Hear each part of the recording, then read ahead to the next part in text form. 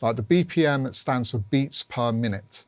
That's how fast the pace of a track is.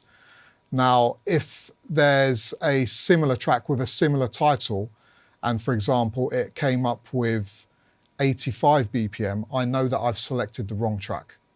It's just a tip to help me know I've got the right track, this is in the right area, the right sort of speed of what I like to play. That's for me personally. Also, I have a time here as well. I look at the time and I know how long a track is. Have I got a radio edit or an extended mix here? Maybe I've accidentally selected a radio edit and chucked it in. Again, like the BPM, this will allow me to know whether I've got an extended mix, radio mix, and avoid me making any mistakes later on. Key. I always keep the key visible. I'll show you why later when we're matching tracks, but this will become very important and apparent, and I'll show you why.